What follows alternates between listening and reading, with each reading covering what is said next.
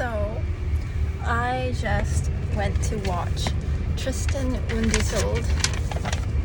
This one. I watched the Met Opera live in HD at one of the theaters in LA. And, one second. This. I just had to turn down the aircon because it was a bit loud, but it was so good. It was brilliant. I cried. I cried. Not hard, but it moved me, you know? And especially Ryan Speedo Green as King Mark. Oh my goodness.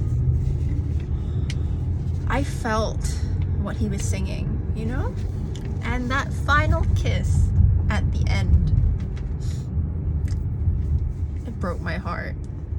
That's all I'm gonna say, because I know it's an opera, and so people pretty much know the story and what it's about. Like, it's a very well-known Wagner opera, so people know what it's about, but it's just the way that they staged it and the choices that they made in this production. Yeah, really broke my heart in the best way possible. Like, I felt a lot of feelings. And it was really nice watching it in the cinema, I'm not gonna lie, because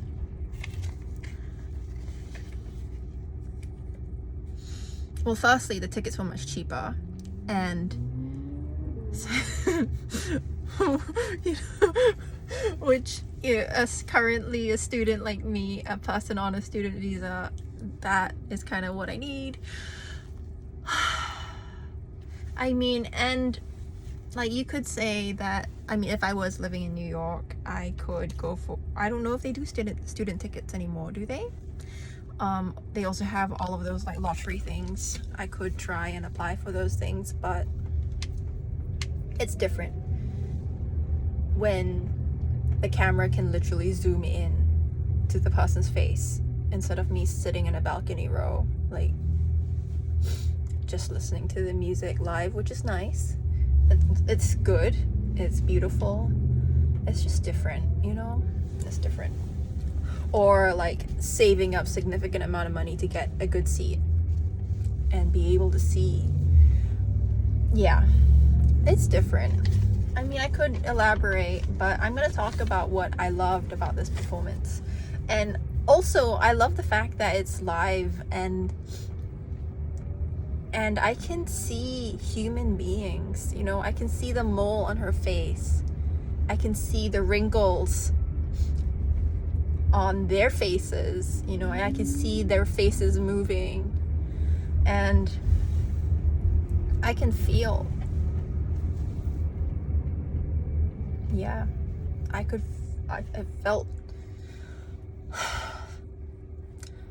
felt the reality of what I mean, the purpose of this technology to like bridge that gap so that I could experience the story being told by another human vessel in New York at this time. And at first I was like, okay, I don't really know exactly why I picked this particular opera to watch. I just felt like drawn to it, and I felt like this was an opera that I hadn't really seen, heard, or studied much myself, and something about it just drew me in, and I loved it. I love the story. I love the whole notion of this Irish princess being captured, but having her sort of resistance. And not because I love that she's being captured, but I love the way that she was explored, in the sense of like her resistance and her fight, her tenacity, her resolve, and then also the twists and turns of, and I think the whole theme of this opera was about betrayal and loyalty and trust, essentially. And there are some really beautiful moments in the way that they played it, especially the two leads.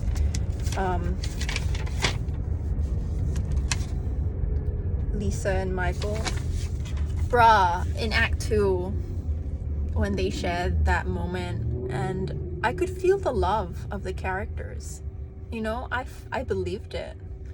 And there is something to be said, I think, about classics, and especially in opera and ballet. And I think now that I've done this training in the Adler technique, I see it, and I know when I'm falling into it, you know, when there is a lot more gesturing and melodramatic, exaggerated movement as opposed to truthful and authentic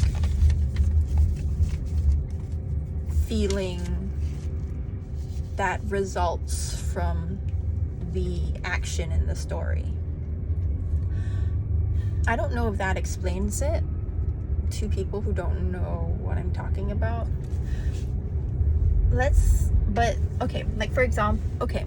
But in these moments that they shared today, I genuinely felt that, you know, there's something to be said about Shakespeare, opera, like these texts and almost lyrical verse, like stories. There's and this is an exclusive to Adler. There's like a saying that you let the text carry you, and I did feel that. It's like the emotions come out as a result of the text and the verse, and you have to trust and surrender to the verse and the text. And I could see that in the singers today. And you know, there were moments where I did feel like, oh, you know, this is that sort of classical training coming in, where I'm like, yeah, I can tell you needed to be on that mark. I'm sorry, but at the same time, it's only because I am an actor that I could tell that, you know what I mean? But then at other moments, I was like, this blew me away. And I definitely felt that I was blown away completely with Ryan Speedo Green's performance. I was just blown away. Just from the moment he opened his mouth and I could hear his voice, you know. I'm not going to say too much because it's worth watching. And I don't want to like spoil it for people who don't like spoilers. But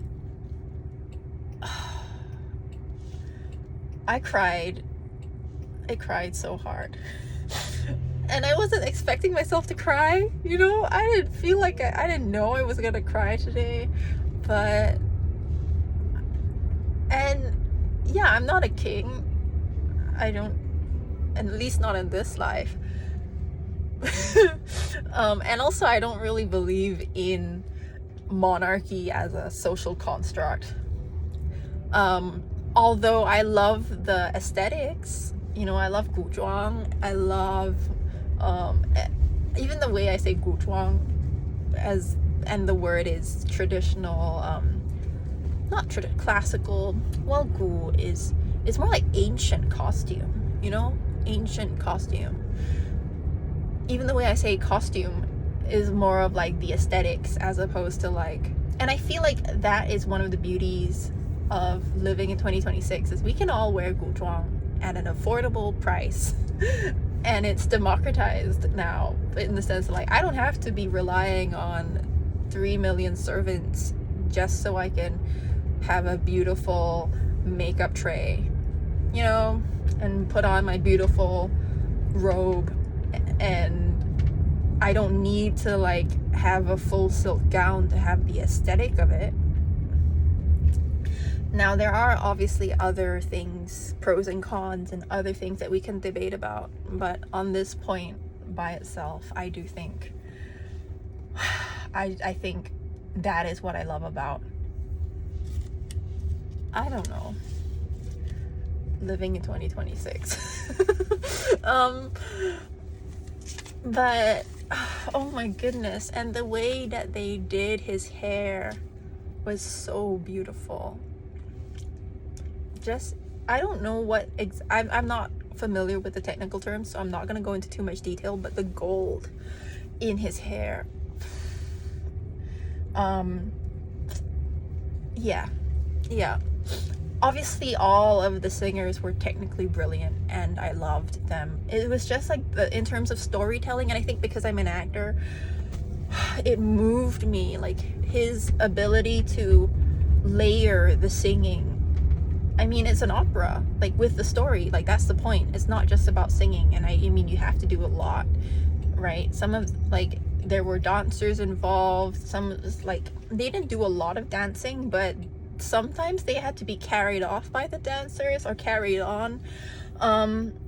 That, like, there was a couple points where I was like, oh, this is a little bit distracting, but I saw what they were trying to do, and I saw why they did that,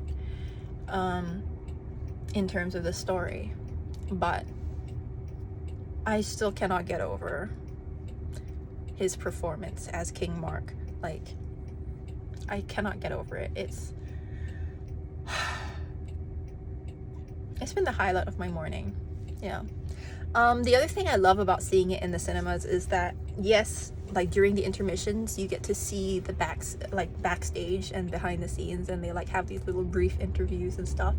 And also I can like get out of the cinema, which, I mean, you could leave the theater and come back, but like you're confined to the space.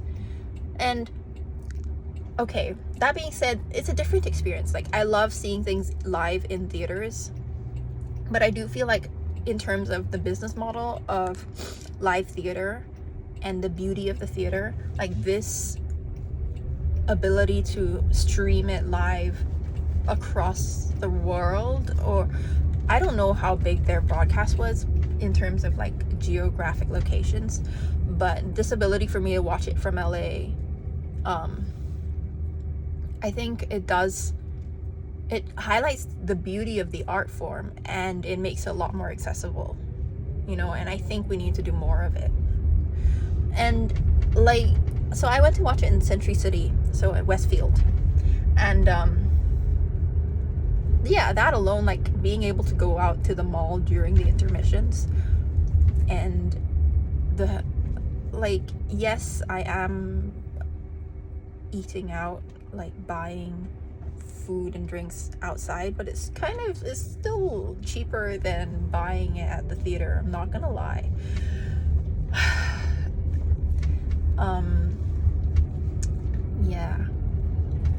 Yeah, it's a different experience, and this is the first time I've ever seen an opera at a cinema, you know what I mean? Like, I'd seen National Theatre live before on in a cinema too, but that is slightly different. It's completely different, because operas are longer. They're much longer. And yes, I have to admit that, yeah, I was one of the younger people in the audience, but I don't care.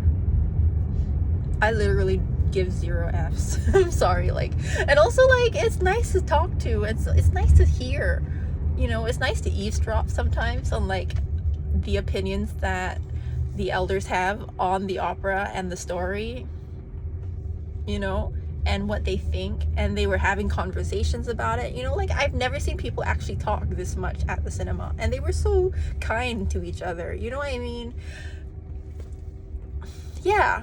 And it was like, the story itself is so strong that it moves people to talk to each other. Yeah, it was a good experience. I'm really glad I did it. I hope I get to do it again.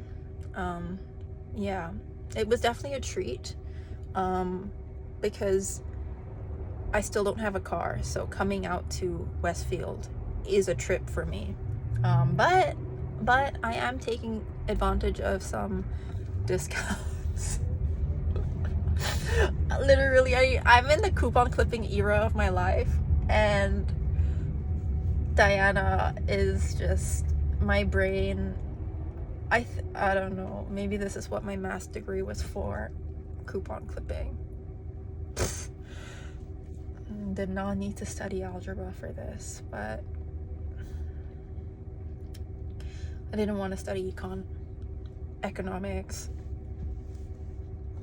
Anyway, that's another story. Well, is it another story for another day? You know, I was sitting in the cinema thinking about, you know, the business models. I mean, outside of when the intermission started, or when something, you know, sometimes there are some parts of operas that I do feel like are a little bit drawn out, like, but I understood the reason why that they included that in the story. Like this particular opera, like the yearning was a bit drawn out, but they did it well, you know. I think it was very close to, I can see like a universe in which this would have just been draggy, but because they kept it very active, they kept it very connected, I didn't float away too far. But definitely once the intermissions were starting, I was like, you know, thinking about business model ideas, and you know, like this, it's not, I don't see it as a pollution of the art. I kind of see it as complementary, and I feel like the reason why I'm saying this now is because I think the whole reason why people have this myth and this like notion that these arts are struggling and dying is not, it's because of the way that they were set up. So I do feel like in 2026, like as human beings, we've evolved so far, and the business models that live theater were set up with are still sort of in the medieval times, to be honest and very frank. Like, think about it, okay? The way that it's sort of set up as this like charitable extension for like lords and ladies, like that's how it all started, to be very honest. It was catered to the upper classes, and with the exception of like the Globe, where, you know, Shakespeare had this whole other idea.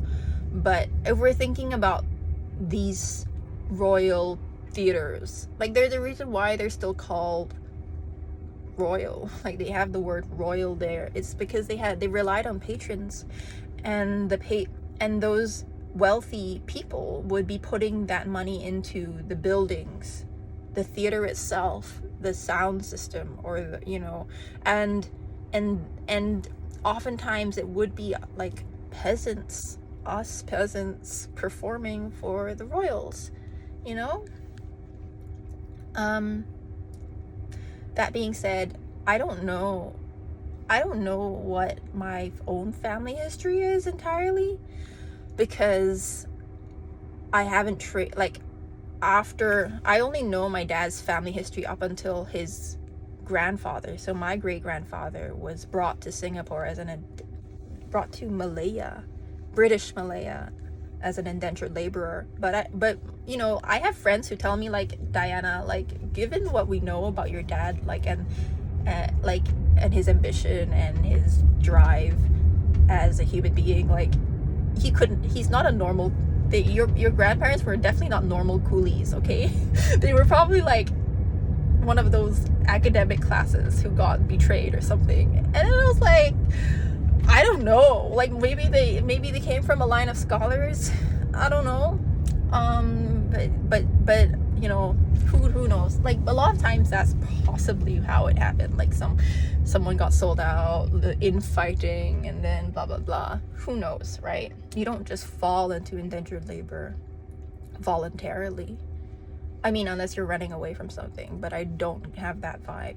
So I don't know if my great grandfather on my father's side is not a peasant, but I was raised with this class consciousness because of what happened with my father's side. And also my mother was very much like forward thinking. She was like, I'm not gonna marry some entitled man, no.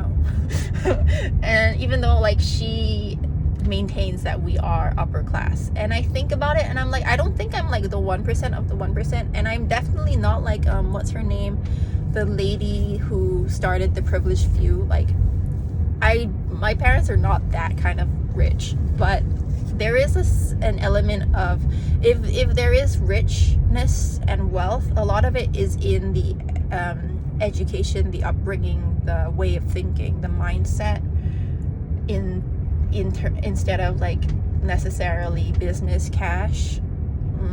Maybe, I don't know, unless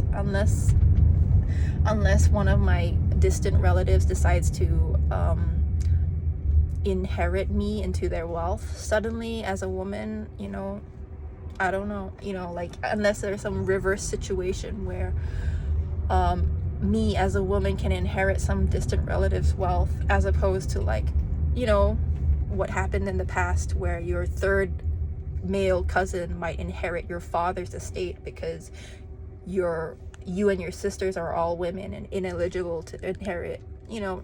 Unless suddenly one day I wake up and like the world has flipped in my favor, I don't think I'm gonna be cash rich like that anytime soon. Well, who knows? Never say never. You know, God can bless me today if he wants to. I receive blessings. Thank you. I'm not gonna say no to money from good sources.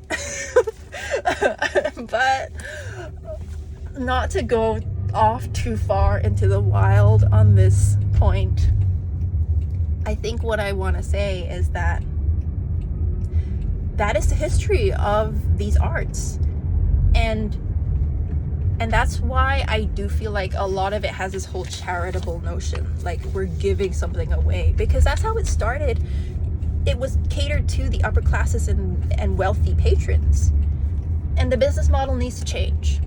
Not from like a money hungry sort of situation. It's actually the reverse of money hungry. It's like us peasants, especially those of us who work and provide this service, need to be fed well enough to have good living wages in 2026. Okay, like you can't just democratize and remove the monarchies and then like leave us with their structures. We gotta improve on their structures. And yeah, I'm almost there. Phone, keys, so or wallet. I'm gonna go stew on this, and maybe I'll share it in another day, or maybe I'll act on it. But I recommend watching this opera 100%. All right, bye.